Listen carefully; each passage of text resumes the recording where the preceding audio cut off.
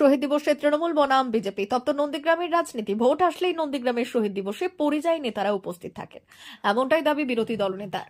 BJP নেতারাই আসল পরিযায়ী শ্রমিক, যারা নন্দীগ্রামের মানুষকে শহীদ করেছিলেন তাদের সঙ্গে নিয়ে শহীদ স্মরণ করছেন শুভেন্দু পাল্টা দাবি পরিবহন মন্ত্রী স্নেহাশিস চক্রবর্তীর। সোমবার অপারেশন সূর্যোদয়ের 18 বছর পূর্তিতে বেলা 1টায় নন্দীগ্রামের গোকুলনগর করপল্লীর শহীদ বেদিতে উপস্থিত হন পরিবহন মন্ত্রী স্নেহাশিস চক্রবর্তী। বিজেপির শ্রদ্ধা জ্ঞাপন করে যাওয়ার পর শহীদ বেদি গঙ্গা জলে ধোয়ানো হয়। পরে মাল্যদান করেন স্নেহাশিস চক্রবর্তী। সভামঞ্চ থেকে তিনি বলেন, শুভেন্দু অধিকারী বিভাজনের রাজনীতি করছেন। এসআইআর এনেছেন নরেন্দ্র মোদী।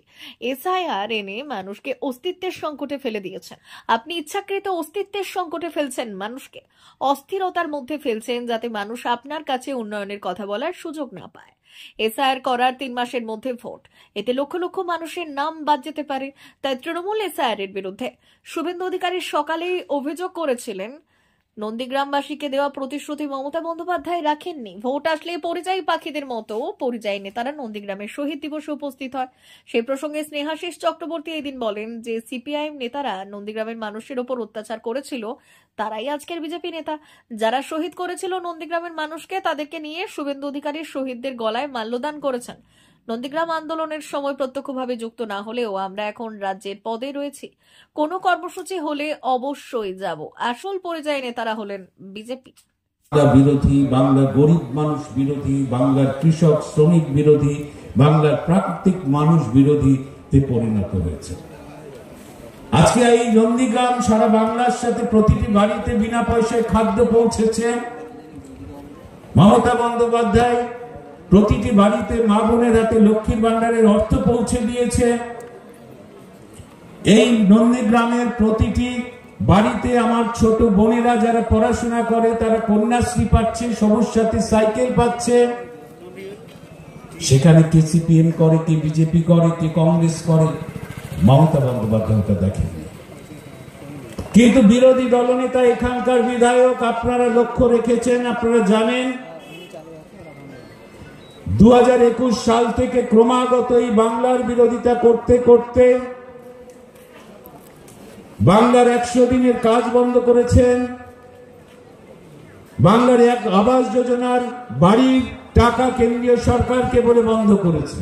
আমি প্রশ্ন রেখে যেতে চাই এই নন্দীগ্রামের মানুষের কাছে, যে 100 দিনের কাজে এই বাংলা বারবার প্রথম হয়েছে ভারতবর্ষে।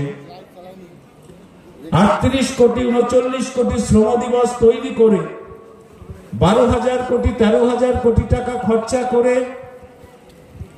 2 কোটি 56 লক্ষ জব কার্ড হোল্ডার, যার 99.99% আধারের সাথে লিঙ্ক আছে, তাদের কাজ দিয়ে ফার্স্ট হয়েছে যে বাংলা বারবার, সেই বাংলায় 100 দিনের কাজ বন্ধ করেছেন শুভেন্দু অধিকারী। ক্ষতিকার করেছে। আজকে নন্দীগ্রামে হাজার হাজার মানুষ, গরিব মানুষ যারা 100 দিনের কাজ করত, তারা কে তৃণমূল, কে সিপিএম, কে কংগ্রেস, কে বিজেপি, সেটা তো দেখা হতো না। আজকে যারা কাজ করতেন, যারা বিজেপিকে ভোট দিয়েছেন, তারাও 100 দিনের কাজ হারিয়েছেন। কার জন্য? আপনাদের বিধায়কের জন্য।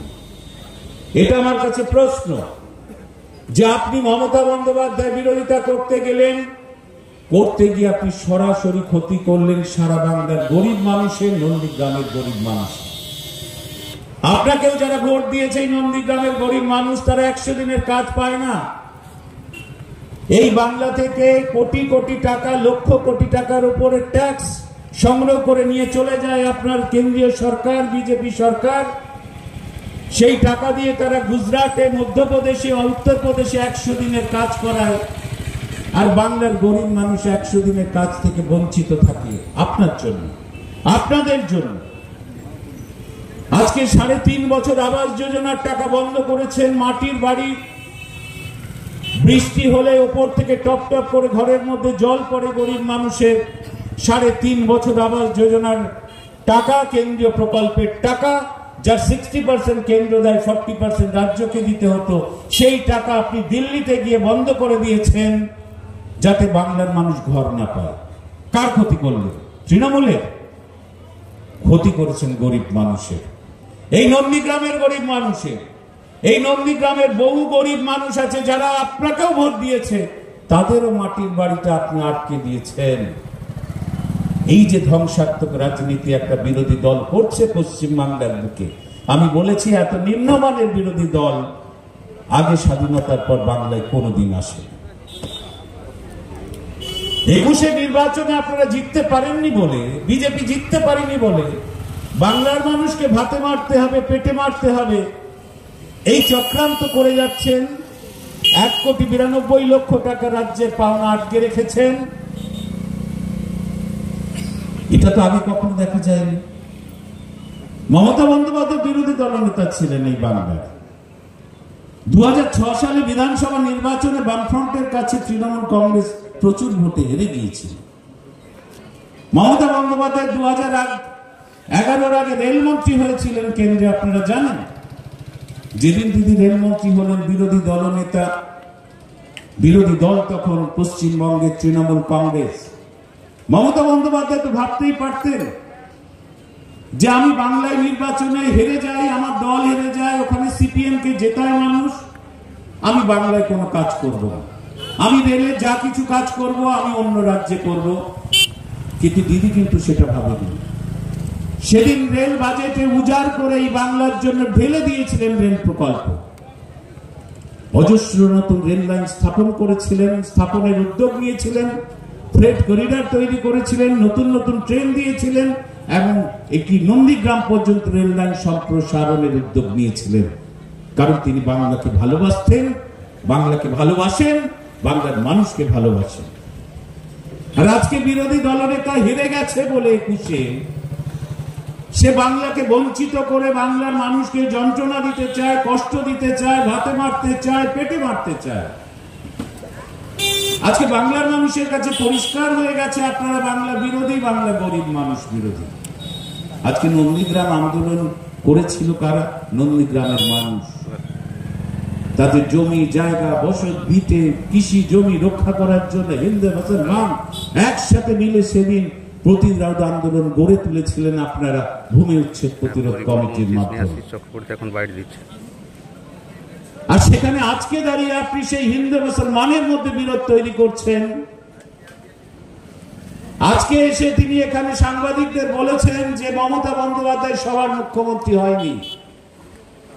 আমি পরিষ্কার বলে যেতে চাই, মমতা বন্দ্যোপাধ্যায় যেভাবে 10 কোটি মানুষের মুখ্যমন্ত্রী হয়েছেন স্বাধীনতার পর কোন রাজ্যে কোন মুখ্যমন্ত্রী সেভাবে সর্বস্তরের সবার মানুষের মুখ্যমন্ত্রী হতে পারেননি।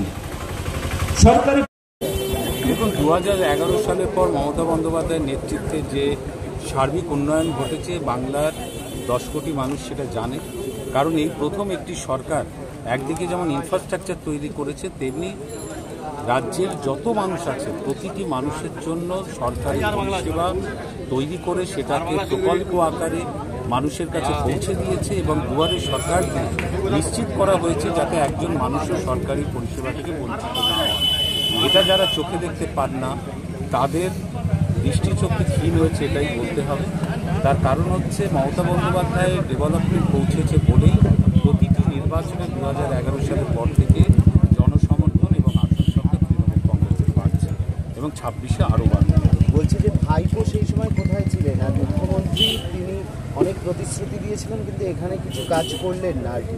তিনি দেখুন, আমি তো একটু আমার বক্তৃতায় এটাই বলছিলাম যে সারা বাংলার সাথে নন্দীগ্রাম প্রতিটি ঘরে ঘরে এই সরকারের পরিষেবা পৌঁছে গেছে। খাদ্য, চিকিৎসার পরিষেবা বা শিক্ষার জন্য যে স্কলারশিপ সমস্ত কিছুই পৌঁছেছে। এই যে আগের যে সরকার ছিল বা ভারতবর্ষে অন্যান্য স্টেটে যে সরকার থাকে তারাও সামাজিক প্রকল্প কিছু চালু করে কিন্তু সেটা সার্বজনীন করে না, মুষ্টিমেয় কিছু মানুষ পায়।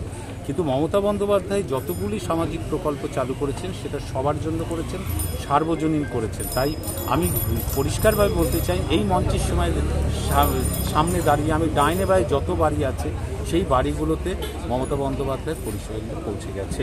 ফলে ও দেখুন, বিষয়টা হচ্ছে যে আজকে শুভেন্দু অধিকারী এখানে যে বিজেপি করছে নন্দীগ্রাম, বিজেপি কারা বিজেপি করছে? বিজেপি তো আগে ছিল না। 2019-এর পর মাত্র 10 থেকে 12% ভোট ছিল RSS পন্থী বিজেপি।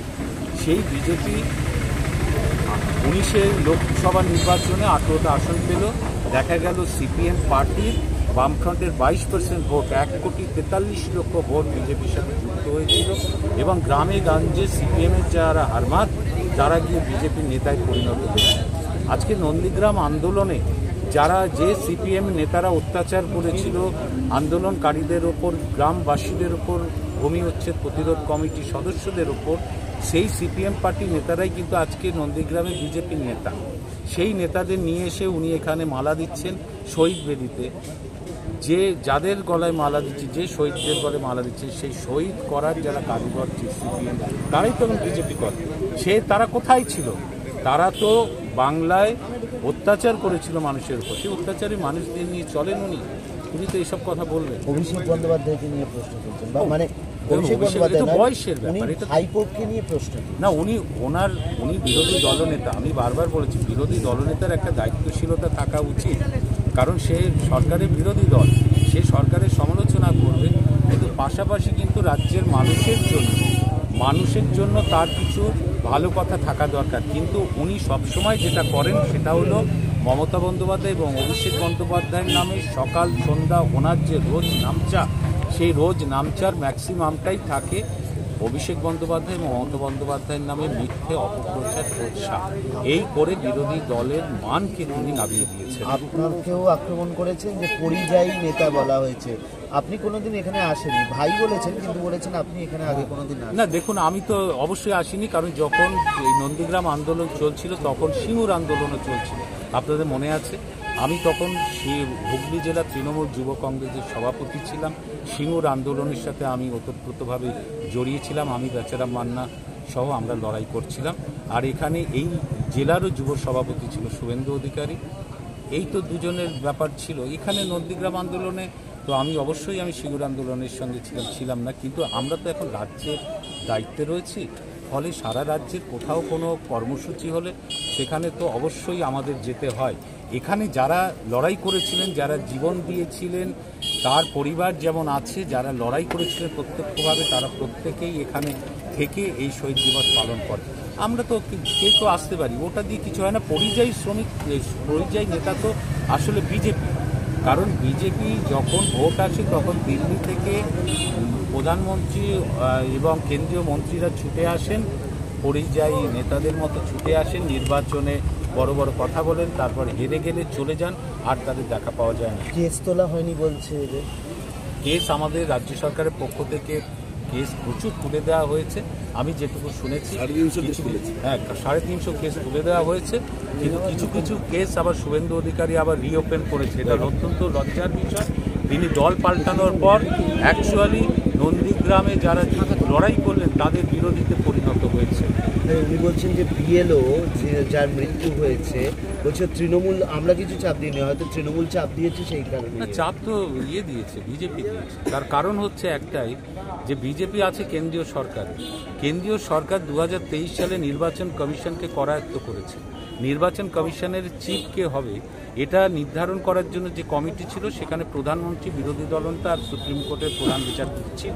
23 সালে ওরা পরিবর্তন করে করলো কি, যে প্রধানমন্ত্রী থাকবে, বিরোধী দলনেতা থাকবে, আর প্রধানমন্ত্রী মনোনীত একজন ক্যাবিনেট মন্ত্রী থাকবে। সেই দিন থেকে নির্বাচন কমিশনকে করায়ত্ত করেছে। এখন সেই নির্বাচন কমিশনকে দিয়ে এই 2 মাসের মধ্যে এসআইআর করছে, সময় ভীষণ কম। নির্বাচন কমিশনের আওতার মধ্যে চলে গেছে বিডিওরা, এই কাজের জন্য চলে গেছে বিএলওরা। সেই বিএলওদের ওপরে চাপ তৈরি করছে নির্বাচন কমিশন, সেখান থেকে অল্প সময় কাজ করতে গিয়ে আতঙ্ক। এখানে তৃণমূল কংগ্রেস কোথায়?